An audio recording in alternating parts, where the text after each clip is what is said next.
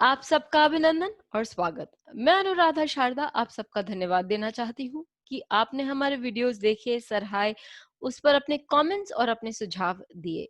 एक सुझाव रुद्र विहारी जी का भी था कि आप मून और मरकरी के कॉम्बिनेशन पर वीडियो बनाएं।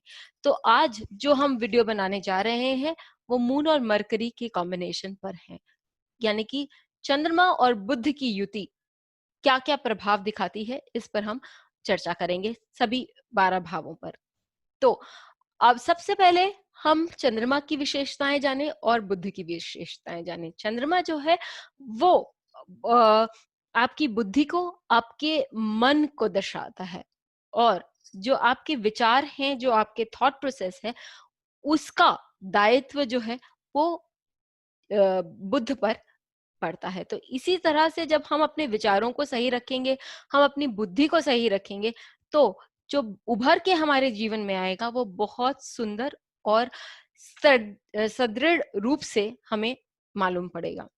लेकिन क्योंकि ये अपने विचार और बुद्धि को भी दर्शाता है, तो जिन लोगों के चार्ट में ये कॉम्बिनेशन होता है वो एक तरह से जिद्दी या झक्की हो जाते हैं।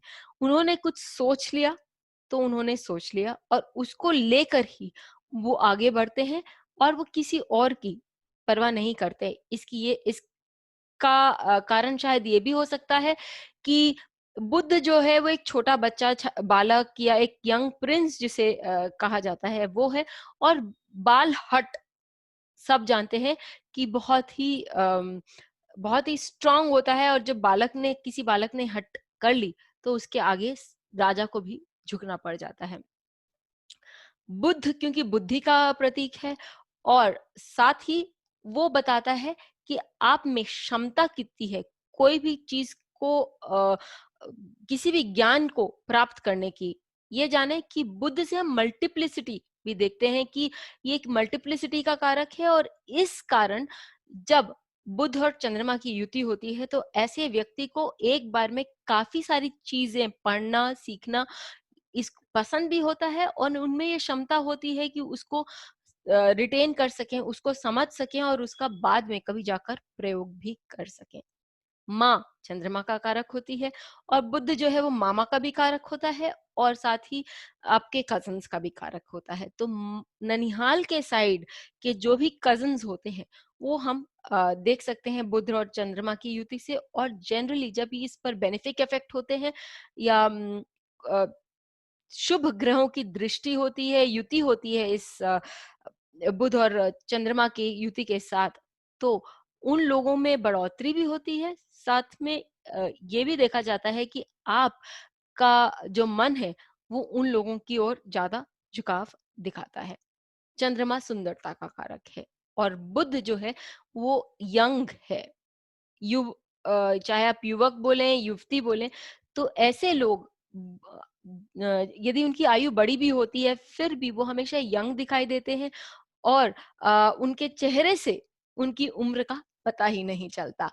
बुध जो है काल पुरुष कुंडली का तृतीय जो भाव होता है, मिथुन राशि जो होती है, उसका बुध पर आधिपत्य है, बुध का उस पर आधिपत्य है। तो और वो कम्युनिकेशंस का भाव है, आप क्या बोलते हैं, किस प्रकार सोचते हैं, वो सारी चीजें बुध के नेतृत्व में है। तो इसी के लिए जो व्यक्ति होता है, कोई भी व्यक्ति यदि चंद्रमा जो मिठाई का या जीवन में मिठास का भी कारक है और आपके अच्छे इमोशंस का कारक है, ऐसे लोग जो होते हैं वो उनकी भाषा में बहुत माधुर्य होता है, और कोई भी पार्टी हो या कोई भी एक बड़ा समूह जहाँ इकट्ठा हो, तो ऐसे लोग उस जगह में एक समा बांध सकते हैं और लोगों को अपनी ओर आकर्षित भी कर सकते हैं। बुध क्योंकि एक तुरंत तत्परता से कार्य करने वाला और जल्दी ही रिजल्ट देने वाला एक ग्रह है, तो ये भी देखा गया है कि सेंस ऑफ टाइमिंग और तपा करके जवाब देना, ये भी बुध के उसमें आता है। और ऐसे लोग बहुत जोवियल भी होते हैं, हाजिर जवाबी होते हैं, और लोगों को बांध कर चलने वाले में से भी होते हैं। यदि इसका प्रभाव अष्टम भाव से जुड़े तो ऐसे लोग गहन साधना में भी जा सकते हैं, उनका मन जो है वो साधना की ओर बढ़ सकता है, और जीवन में विषम परिस्थितियों में भी वो ईश्वरवादी भी बन सकते हैं और साथ ही अ, अपने इष्ट का बहुत ज़्यादा उनको ख़्याल भी होता है। फिर जब हम आगे बढ़ते हैं तो हम ये देखते हैं कि ऐसे लोग जो होते हैं बहुत वेल एजुकेटेड होते हैं, ऑल राउंड एजुकेशन उनके पास होता है, क्योंकि उनको डिफरेंट सब्जेक्ट्स पर एक बहुत नॉलेज भी होती है।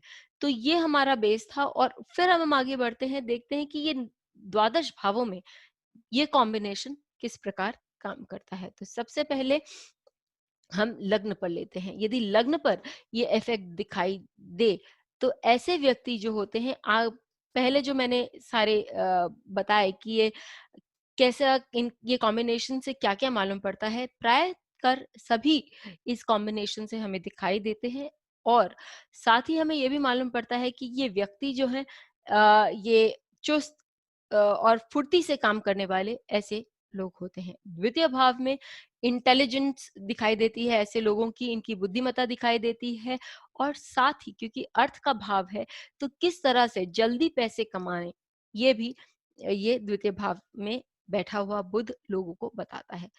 तृतीय भाव से नवीनता आती है, साथ ही ये कम्युनिकेशन और थॉट प्रोसेस का भाव है। तो लोग और ये डेयरिंग का भाव है, लोग किस तरह से अपने आप को आगे बढ़ाएँ बेझिझक, बिना किसी से डरे, ये भी तृतीय भाव में बुध और चंद्रमा की युति से मालूम पड़ता है और लोग बढ़ सकते हैं आगे बिना किसी को चोट पहुँचाए, बिना किसी से शत्रुता लिए, वो स्ट्रैटेजिकली अपनी सोच से किस तरह से आगे बढ़ते हैं और कैसे जीवन में नवीन या नए इवेंट्स को किस तरह से हैंडल करते हैं बहुत सुंदर ढंग से, ये भी हम तृतीय भाव के बुध और चंद्रमा की युति से देख सकते हैं। चतुर्थ भाव का बुध और चंद्रमा की जो ये युति होती है, वो बहुत स्ट्रांग होती है, क्योंकि चंद्रमा एक तो चतुर्थ भाव में दिग्बली हो जाता है और दोनों चंद्रमा और बुध दोनों ही कारक हैं चतुर्थ भाव के। तो यदि ये चतुर्थ भाव में हो, तो व्यक्ति को बहुत तीक्ष्ण बुद्धि बना सकते हैं। लेकिन हम ये भी ना भूलें कि कारको भाव नाशाय का भी प्रिंसिपल होता है। तो यदि इस पर मैलेफिक इफेक्ट पड़ता है, कोई भी पापी ग्रह की दृष्टि पड़ती है या वहाँ पर पापी ग्रह भी विद्यमान होते हैं, तो ऐसे व्यक्ति स्पेशल चिल्ड्रन का भी रूप ले सकते हैं, लेकिन इनकी बुद्धि जो है प्रैक्टिकली बहुत शार्प होती है। फिर हम लेते हैं पंचम भाव में। पंचम भाव, तृतीय भाव, ये मैं बोलना भूल गई थी कि लिखावट, यानी आदमी क्या लिख सकता है, ये भी तृतीय भाव से हमें मालूम पड़ता है और बुध लिखने का भी कारक होता है। तो अपनी मन की भावनाओं को लिखने से ये कॉम्बिनेशन, तृतीय भाव का ये कॉम्बिनेशन और भी स्ट्रांग होता है। पंचम भाव में भी ये पब्लिकेशन का भाव माना गया है और ये आपको लोगों जन समूहों के सामने आपका एक स्टेटस बनना, आप सेलिब्रिटी बने, ये भी भाव माना गया है। तो ऐसे लोग जो होते हैं ये बहुत हँसी मज़ाकिया होते हैं, लोगों का मन किस तरह से अपनी ओर आकर्षित करें ये इनको आता है और ये बुध और चंद्रमा की जो युति है पंचम भाव में, लोगों को जन समूह से जोड़ती है और उनकी वाक शक्ति में हम देखते हैं कि हमेशा बढ़ोतरी ही होती जाती है।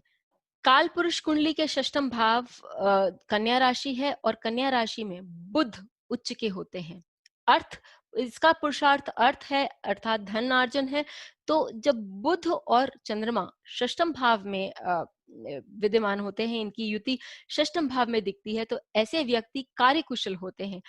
धन किस तरह से प्रैक्टिकल वे में किस तरह से कमाया जाए, इनमें ये बुद्धि बचपन से होती है और ये कूट-कूट के भरी हुई होती है, तो इनके लिए धनार्जन करना कोई मुश्किल बात नहीं होती है। लेकिन कभी-कभी इनकी जो मेंटालिटी होती है वो बहुत क्रिटिकल भी हो सकती है। तो इस बात का उनको बहुत ध्यान देना चाहिए कि ये हर चीज़ के लिए, हर व्यक्ति के लिए इतना क्रिटिकल स्वभाव न रखें। षष्ठम भाव सप्तम भाव पर जब हम आते हैं, सप्तम भाव जो है आपके पार्टनर्स को बताता है और आपके प्रोफेशनल पार्टनर्स को भी बताता है। जब हम बुद्ध की बात कर रहे होते हैं तो हम प्रोफेशनल पार्टनर्स की ओर देखते हैं और ऐसे व्यक्तियों को जिनका चंद्रमा और बुध की युति है सप्तम भाव में, उन लोगों को अपनी वाक शक्ति से अपने पार्टनर्स को किस तरह से कन्विंस किया जाए, उनको किस तरह से समझा बुझाकर अपने प्लान्स की ओर ले जाया जाए, बहुत अच्छे से आता है। और इसके कारण बिजनेस वाइज इन लोग को इनको प्रॉफिट्स भी बहुत होते हैं। अष्टम भाव का जो बुध है और चंद्रमा है, वो मनुष्य को साधना की ओर लेके जाता है, विरक्ति की ओर लेके जाता है। और क्योंकि बुध एक ऐसा ग्रह है जो जिसके साथ बैठता है उसकी तरह का उस तरह से वो बिहेव करने लगता है। तो चंद्रमा और बुध जब अष्टम भाव में बैठते हैं, जो कि एक साधना का भाव है, मैं फिर से यहाँ कहूंगी कि अष्टम भाव भोग और साधना दोनों का भाव है। तो यदि पॉजिटिव इन्फ्लुएंस मिलता है तो इस ये आपको डीप साधना की ओर ले जा सकता है। और यदि इसमें पापी ग्रह की छाया पड़ती है या पापी ग्रह से दृष्ट होती है ये युति, तो वो मनुष्य को अधोगति की ओर भी ले जा सकता है। जब हम नवम भाव के बारे में बात करते हैं, तो नवम भाव जो हम देखते हैं वो आपके अध्ययन का भाव होता है, उच्च शिक्षा का भाव होता है। और ऐसे व्यक्ति जनरली बहुत एडुकेटेड होते हैं, उच्च शिक्षा के उच्च शिक्षाकांक्षी होते हैं, और वो चाहते हैं कि जीवन में वो बहुत पढ़े लिखे आगे बढ़े। और ट्रेडिशनल नॉलेज जिसको हम बोलेंगे कि जो पुराना ज्ञान है, वो उन्हें अर्जन करने में बहुत उन्हें अच्छा लगता है। जब हम दशम भाव की बात कर रहे होते हैं, तो यहाँ जो बुध है उसमें बहुत परिवर्तन आता है। चंद्रमा के साथ ये बुध मनुष्य को एक बिजनेस माइंड फ्रेम देता है, उसकी मानसिकता में ही परिवर्तन आ जाता है। और वो हमेशा अ, उस ओर जाता है जहां से उसको मालूम है कि प्रैक्टिकल स्वभाव बन जाता है, किस तरह से वो धनार्जन करे, किस तरह से परिवार वालों के साथ वो अपने परिवार वालों के लिए वो कुछ अच्छा करे, और साथ ही बिजनेस और कॉर्पोरेट वर्ल्ड में वो आगे कैसे बने, ऐसी मनुष्य की प्रवृत्ति हो जाती है।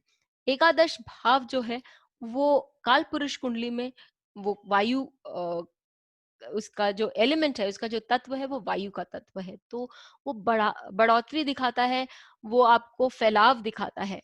बुध और चंद्रमा की जो युति यदि इस भाव में बैठती है, होती दिखाई देती है, तो वो मनुष्य, और ये एकादश भाव जो है काल पुरुष कुंडली का, वो रिसर्च का भी भाव है। तो ऐसे व्यक्ति जीवन में रिसर्च करते हैं, और उनकी रिसर्च की जो सुगंध है वो बहुत लोगों तक पहुंचती है, और बहुत लोग इसका लाभ भी उठाते हैं। एक कुंडली जिनका लग्न ही काल पुरुष कुंडली के एकादश भाव का है, स्वामी रामकृष्ण परमहंस, और उनके जो कुंडली में चंद्रमा और बुध की युति हमें दिखाई देती है। और साथ ही ये लग्न में सूर्य भी बैठे हुए हैं। सूर्य आत्मा का प्रतीक होता है। बुद्धि और हमने चंद्रमा और बुध के बारे में हमने बात की, लेकिन ये भी हम जाने कि चंद्रमा जो है वो षष्ठम भाव के स्वामी है। तो यहाँ पर वो उनके लिए जीवन में हो सकता है कोई परेशानी या अड़चन लाए, लेकिन क्योंकि मैंने जैसे कहा कि ऐसे लोग जिद्दी भी होते हैं, तो उनका जो ध्येय है वो अध्यात्म की तरफ था। और जो भी परेशानी उनके जीवन में आई, उसको उन्होंने काटते हुए आगे कदम बढ़ाए। और पंचम भाव जो आपके इष्ट का भाव होता है, इष्ट देव का भाव होता है, माँ काली के प्रति उनकी जो साधना थी, क्योंकि कुंभ लगने के लिए बुध जो है वो पंचम अष्टम दोनों भाव के स्वामी हैं, और अष्टम भाव से हम साधना देखते हैं। तो माँ काली के प्रति जो उनकी साधना थी, उसमें केवल बढ़ोतरी होती गई।